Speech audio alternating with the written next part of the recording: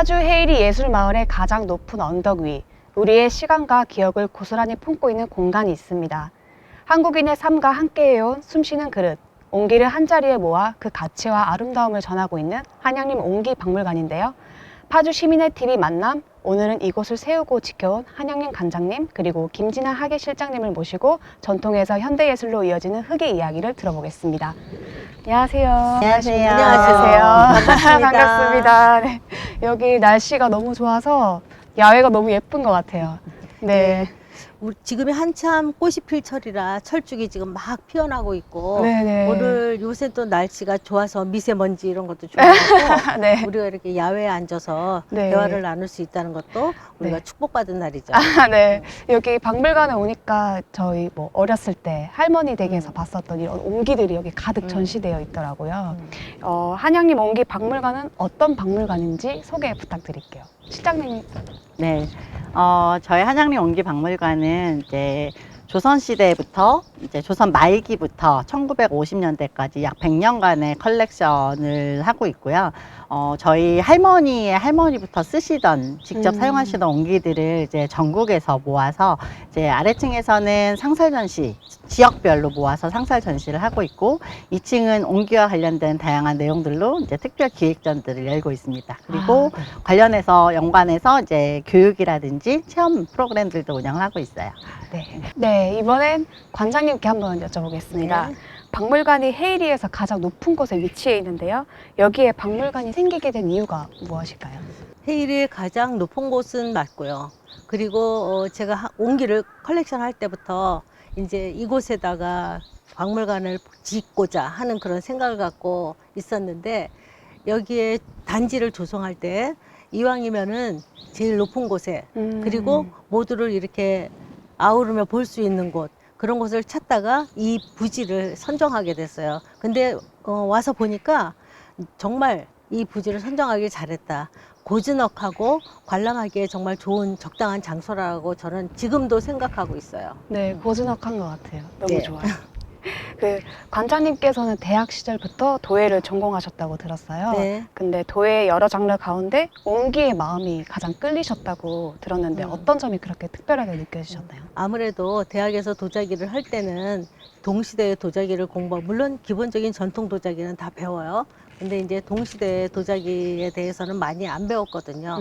네. 그렇지만 제가 이제 나중에 유학 얘기도 하겠지만 해외를 가보면은 그래도 한국적인 게 제일 이제 나답지 않은가 그런 생각도 했고, 우리나라를 알릴 수 있는 게 어떤 현대 도자기보다는 옹기, 옛날부터 이어져 온 옹기, 현대까지 그 옹기를 컬렉션해서 보여주는 게 제일 좋다고 생각을 했고, 외국인이 와서 봤을 때는 더더욱 좋아하고 옹기를 네. 우리나라 사람들은 너무나 쉽게 접할 수 있는 거라서 그렇게 귀하게 생각하지 않는데 네. 정말 외국 작가들이나 외국인들은 대사관에서도 많이 왔었거든요. 그랬을 때는 정말 세심하게 쳐다보고 질문하시고 할 때 제가 이 옹기를 보여주는 거에 대한 자부심도 느꼈고, 그리고 옹기를 이제 또 생각하게 된 거는 대학교 때 또 이제 민학회 회원이셨던 은사님께서 우리가 사라져가는 옹기가 너무 아쉽고 안타깝다고 그런 말씀을 많이 하셔갖고, 제가 이제 결혼하면서 이거를 컬렉션하게 돼서 옹기를 보여주게 됐어요. 가장 우리나라다운 것, 그게 옹기다, 이렇게 생각을 하고 컬렉션을 했죠. 그 유학을 얘기하셨는데 프랑스로 유학 다녀오신 네. 거 맞으시죠? 예. 그럼 프랑스 유학했던 시절에 그 유럽에도 화려한 도자기들이 많잖아요. 예. 근데 결국에는 관장님 마음은 한국의 옹기로 마음이 다시 돌아왔다고. 그 이유가 무엇인지. 그 이유는 제가 이제 현대 도자기를 배울 때는 프랑스에서 배울 게 많았죠. 한국에서 이제 접하지 못했던 그런 기법들이 많았으니까.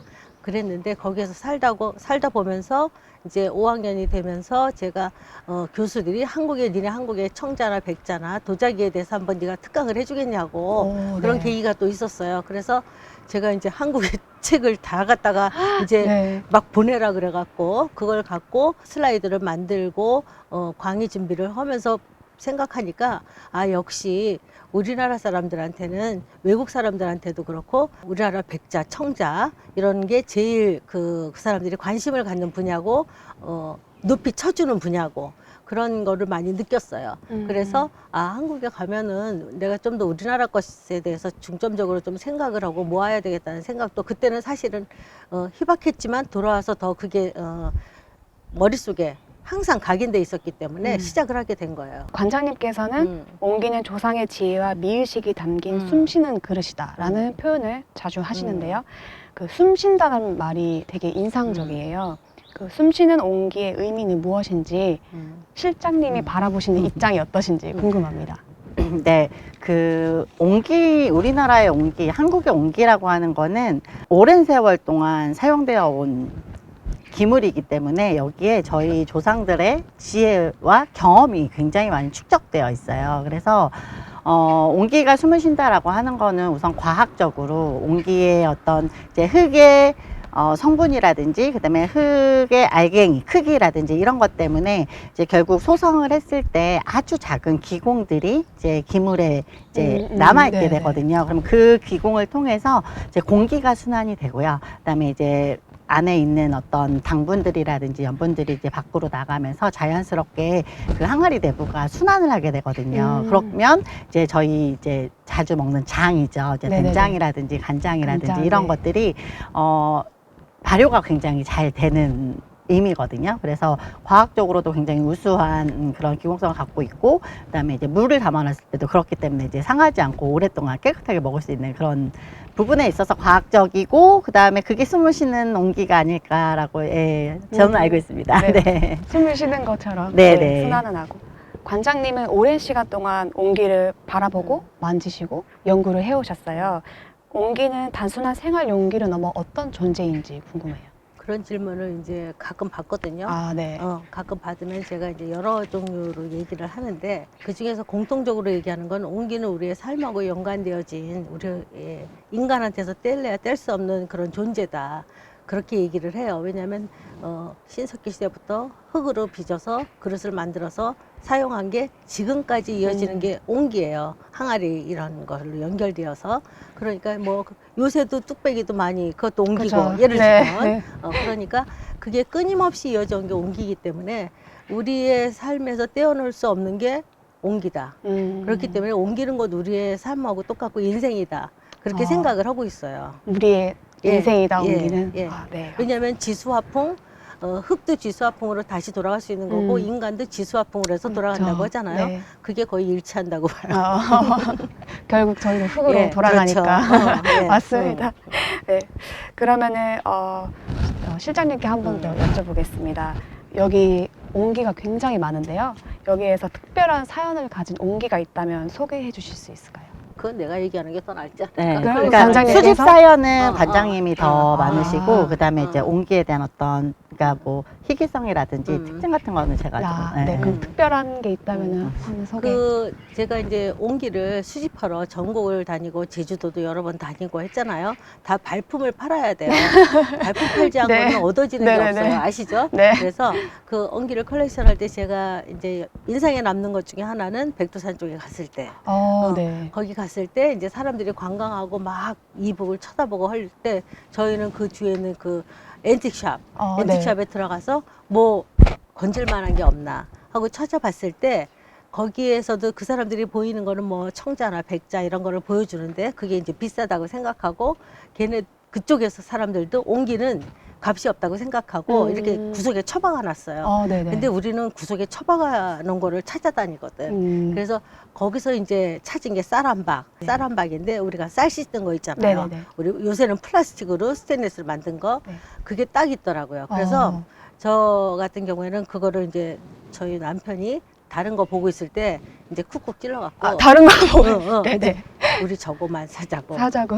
했는데 네. 그거에 관심을 보이면 또 가격이 올라가요. 아. 그렇기 때문에 그냥 무심한 듯 이제 보다가 그냥 이런 건 얼마입니까? 해갖고 정말 저렴한 가격으로 여기서 몇만 원밖에 안 되는 그런 가격으로 그거를 사갖고 와서 호텔에 와서 먼지를 그냥 빡빡 닦아왔더니 너무나 그 안에 문이 이게 굉장히 예쁘고 좋더라고요. 그래서 그게 네. 지금도 저기 쌀을 담아서 전시하고 있습니다. 그런 네네네. 그런 것도 있고 이제 지방에 내려와서도 골동상을 많이 다니잖아요. 많이 네네네. 다니면 이 골동상들 그분들도 많이 약아져서 좋은 거는 겉에 안 내놔요. 네.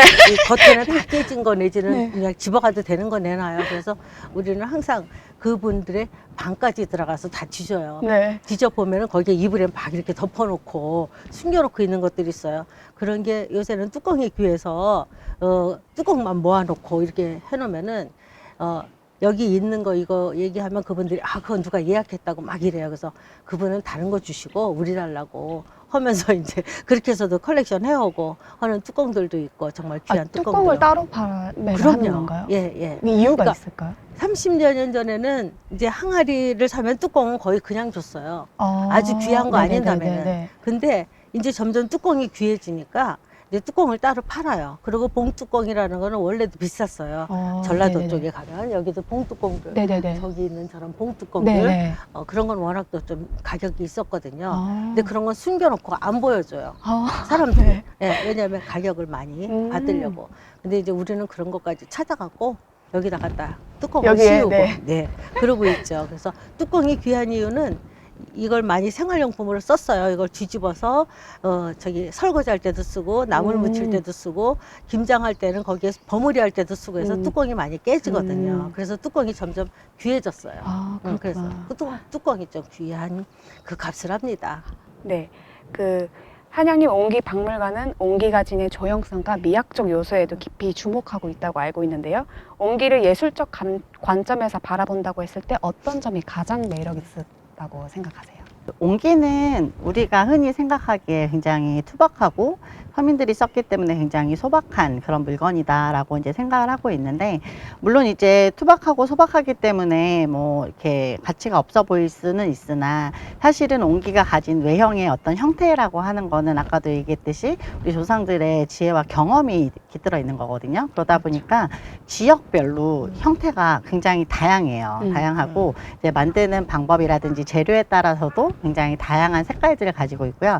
저는 이제 그 중에서도 가장 이제 옹기를 예술적으로 보여주는, 옹기를 예술적으로 만들어주는 그런 요소가 뭔가 이렇게 생각을 해봤을 때 이제 옹기에 그려진 문양들이라고 생각을 하거든요. 문양들. 네, 네. 그래서 문양들이 굉장히 심플하기도 하고 어떤 건 굉장히 추상적이기도 하고 어떤 거는 굉장히 익살스럽기도 해요. 이제 기린이 그려진 옹기도 있고요. 네네. 그다음에 이제 파도 문양이라든지 뭐 이런 것들이 있는데, 그런 것들을 보면 대부분 다 손으로 그림을 그리거든요. 근데 손으로 그림을 그릴 때 이제 천천히 그리게 되면 정확하게 그릴 수는 있지만 사실 옹기 유약이 흘러내리는 와중에 그림을 그려야 되기 때문에 그림이 문양이 잘 보이질 않아요. 네. 그래서 이거는 굉장히 빠른 속도로 손을 이용해서 순간 이제 그림을 그려야 되기 때문에, 그리고 그 문양이 예를 들어서 바닷가 지역일 경우에는 약간 이제 파도 문양을 그린다든지, 아니면 산간 지역에 있는 옹기 같은 경우는 이제 산 문양이라든지 뭐 나무 문양, 그다음에 뭐 그 풀이라든지 이런 문양들이 나타나거든요. 그래서 지역성을 굉장히 반영하고 있으면서도 굉장히 즉흥적이고 추상적인 그런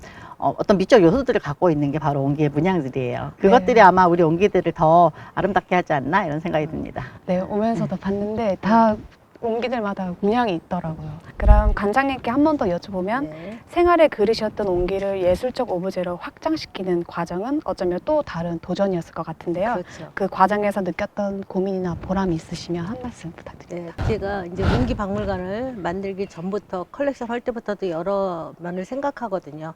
이제 도별로 전시를 해야 되겠다, 문양을 중시해야 되겠다, 형태가 완벽해야 되겠다, 이런 걸 중시하는데, 그거에 이제 플러스해서 더하면은 현재도 옹기를 이어가는 이제 무형문화재, 국가문화유산, 요새는 그 옹기장들이 계시고, 또 대학에서 공부를 나와서 또 옹기를 이어가는 작가들도 있고 하기 때문에 그런 사람들을 여기에 계획적으로 연도별로 초대전을 해서 제가 수정하고 있는 옛 것과 그분들이 현재 만들고 있는 무형문화재가 만들고 있는 그 옹기들을 같이 이제 보여주는 전시를 꾸준히 했고요.